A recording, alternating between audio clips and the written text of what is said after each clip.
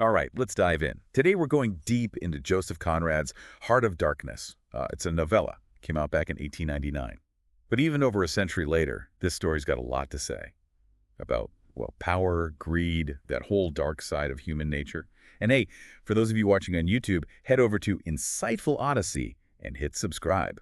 More deep dives coming your way, just like this one. Yeah, it's quite the journey. You're going deep into the Congo, right alongside a sailor named Marlow. This is like peak European colonialism. You're going to encounter Mr. Kurtz, this enigmatic guy. Brilliant, totally, ruthless, also totally. And you'll see firsthand just how devastating colonial exploitation was. Conrad, he doesn't hold back.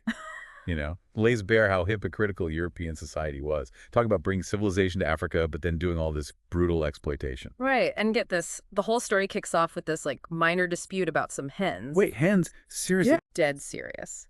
And it ends in tragedy, which really sets the tone for the whole thing.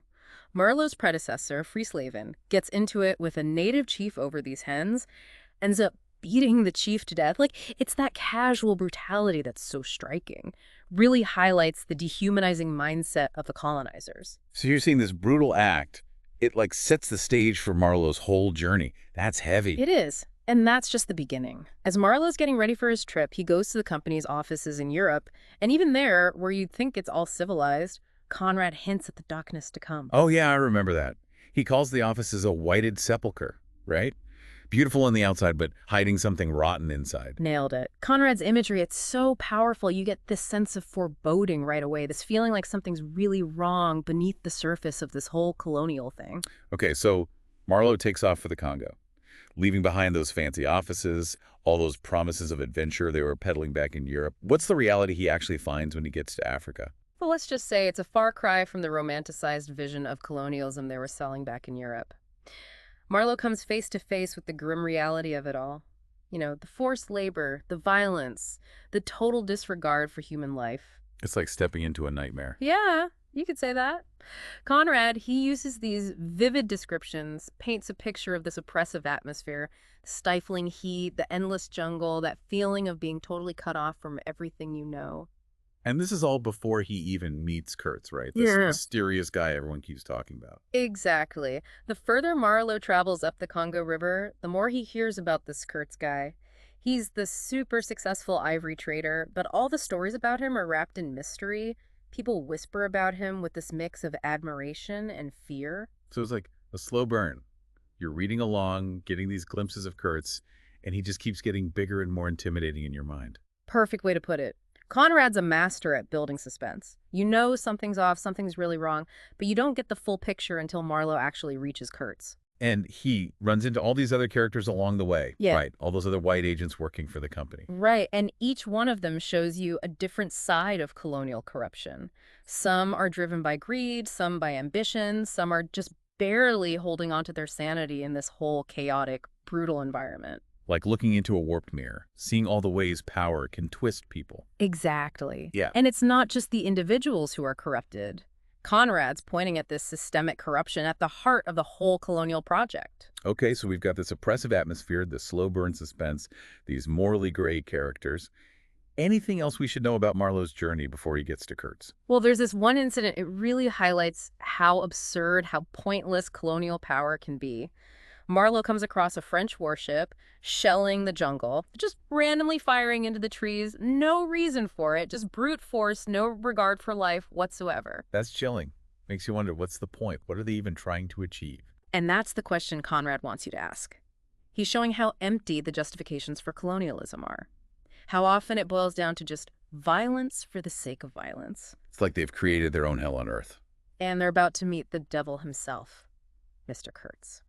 So, Marlowe, he finally gets to Kurtz's inner station, and it's not what you'd expect. Right, you'd think, like, a guy with this much power, all this influence, Yeah. he'd be living in some palace. Right, Like, totally. You picture him surrounded by luxury, like some kind of, I don't know, twisted king of the jungle. yeah. But instead, what Marlowe finds is, well, a man ravaged by illness, clinging to his ivory and to all these delusions of grandeur. It's a huge contrast to that almost mythical figure he'd built up in his mind. It's like Kurtz, he's been eaten alive by this place. Yeah. Physically and mentally, yeah. Exactly. And what's even more messed up is how the natives treat him. They both revere him, but they fear him too. It's this weird, almost cult-like devotion. And then there's, those heads. Yeah. On stakes. Yeah. Outside his compound. That image, I can't get it out of my head. It's brutal, unforgettable. It shows you how far Kurtz has fallen, how savage he's become. He's abandoned any pretense of European morality, any restraint. He's become the very thing he claimed to be fighting, the embodiment of the heart of darkness. Like the jungle itself has corrupted him. Yeah. Stripped away all that civilized veneer. Right, but here's the thing. Even in this state, physically and morally decaying, Kurtz still has this undeniable charisma. Yeah. I mean, how else could he command such loyalty from the natives? I mean, how else could he have gotten so much power in this, godforsaken place? Conrad, he does this amazing job of capturing that duality in Kurtz. He's both repulsive and fascinating, capable of great eloquence, but also horrifying cruelty. Makes you think. Yeah. But what would I do in that situation? Could I resist that kind of power? That's the question Conrad's throwing at us, right? He's making us confront that darkness, not just in Kurtz, but in ourselves, too. And speaking of confronting darkness, we got to talk about Kurtz's report. This thing he was supposed to be writing. For the International Society for the Suppression of Savage Customs, right?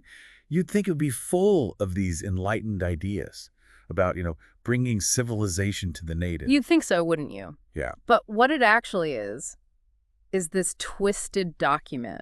All this lofty rhetoric about the white man's burden, but at the same time advocating for brutal subjugation. The hypocrisy is insane. It's like a textbook example of how these organizations with these supposedly good intentions end up doing terrible things. Exactly. And it's not just history, right? We see this kind of hypocrisy everywhere today. Companies claiming to be ethical while exploiting workers. Governments talking about human rights while committing atrocities. Conrad was way ahead of his time exposing this kind of moral hypocrisy. Absolutely. And it gets even creepier when you see the postscript Kurtz adds to his report, exterminate all the brutes. It's like this raw burst of hatred makes you wonder if all that talk about civilization was just a cover for this deep-seated contempt for the natives. And that's what's so unsettling about Heart of Darkness. It forces us to see the ugliness that can be hiding even in the most civilized societies. So Kurtz, he's this complex figure, brilliant but brutal, charismatic but horrifying. Yeah. But what about his end? What happens to him? Well, as Marlow's trying to get him back down the river, Kurtz's health just keeps getting worse. He's holding on to life, to his ivory, to all those delusions. Like he's been consumed by his own ambition, his greed. Exactly. And then in his final moments, he utters those famous words, the horror, the horror. What do you think he meant by that? Was it like remorse, despair, or something else entirely? That's what's great about Conrad. He leaves it open. You have to think about what Kurtz's last words mean, to grapple with what his life and his death really signify. Like he's making us look into the abyss, acknowledge that darkness that's in all of us and the world around us. And what's even more interesting is how Marlow reacts to Kurtz's death. He doesn't just condemn him. It's like he understands on some level what drove Kurtz to this point. It's like he sees Kurtz as a warning about how power can corrupt. Right. And it's not just Kurtz. Marlow's disturbed by the hypocrisy of all the other agents, by the casual cruelty, the way the whole system is set up to dehumanize and exploit. But he doesn't speak out. He stays silent. He even lies to Kurtz as intended back in Europe, protects her from the truth about the man she loved. That decision, it brings up these really tough questions about truth, about what we should know, what we shouldn't know. Like, is it ever right to lie? Even if you think you're doing it for the right reasons. What's the price of protecting someone from a painful truth? Those are questions that have stuck with people for generations. And Conrad doesn't give you easy answers. He leaves us wrestling with those moral complexities. It's like he's saying, here's the darkness. What are you going to do about it? And that's what makes Heart of Darkness so powerful. It doesn't just tell you a story. It makes you think. It makes you question. It makes you uncomfortable. It stays with you long after you've finished it. Totally. It's a story that makes you think, that makes you question, that makes you uncomfortable. And that's exactly what great literature should do. You know, it's interesting. The Congo itself, it's not just like the setting. It's almost like its own character in the story. Totally. Conrad uses the Congo River as this symbol, this journey into the unknown, into the heart of darkness, literally. Yeah, it's like as Marlow goes further up the river, Yeah. he's not just going deeper into the jungle. He's going deeper into the human psyche, too, Yeah, into those darkest parts. right. And the jungle itself, it becomes this oppressive force. It's like you can almost touch the chaos and brutality that's at the heart of colonialism. There's that part where Marlowe describes the forest as a wall of vegetation. He says, it looked at you with a vengeful aspect, like the wilderness is judging them, the intruders, I mean. Yeah, great point. Conrad's so good at personification. He blurs the lines between nature and, like, the psychological landscape. So the darkness Marlowe finds in the Congo, it's also a reflection of the darkness inside him. Inside all of us, maybe. Which brings us back to language. We talked about how eloquent Kurtz is, how he can use words to, like, cast a spell. But those same skills, they let him justify his awful actions too, right? Exactly. Conrad shows us how seductive language can be, how it can hide even the worst things. Think about that report Kurtz wrote, all that high-minded talk about civilizing the natives, but then he's calling for their extermination. It's chilling how language can be used to manipulate, to deceive. And it's not just Kurtz. The other agents, they use language to distance themselves from what they're doing too, talking about progress and civilization while they're exploiting and killing people. Yeah, it's like they've created this whole vocabulary to make the horrors of colonialism sound okay for themselves and for everyone back in Europe. So we've talked about the darkness, the hypocrisy, how complex colonialism is, the power of language. But I kind of want to end on a hopeful note, if we can. Marlowe, even after all the terrible things he sees, he still chooses to see Kurtz's final cry, that the horror, as some kind of moral victory. What do you think about that? That's interesting. I think Conrad might be saying that even surrounded by all this darkness, there's still hope. If you recognize the darkness, that is. Kurtz's last words, they're definitely ambiguous. But you could see them as a moment of honesty, like he's finally seeing the truth about himself and rejecting all the lies. So it's not like beating the darkness, but being aware of it, even if the truth is awful. Exactly. And I think that's a big takeaway from Heart of Darkness. It's a warning about imperialism, about the potential for darkness in all of us. But it also gives you hope that we can be self-aware, that we can face the truth no matter how hard it is. It reminds you that we have a choice. Turn away from the darkness or look it right in the face. And even though it was written over 100 years ago, that choice is still important today. We're still dealing with power, corruption, exploitation. We're still tempted to look away from the truth, tell ourselves lies, to feel better. So after this deep dive, you might be feeling a little unsettled, which is kind of the point. Conrad wants us to think about these tough questions, to look for those hearts of darkness, not just in history books, but in ourselves and in the world around us. It's a challenge to be more aware, to be more critical, to really confront the darkness, both in ourselves and in the systems that control our lives. That's a powerful way to wrap things up. Thanks for joining us on this journey into the heart of darkness. We hope it gave you something to think about.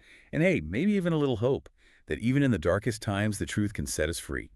Don't forget to check out Insightful Odyssey on YouTube for more deep dives into all sorts of fascinating stuff. Until next time.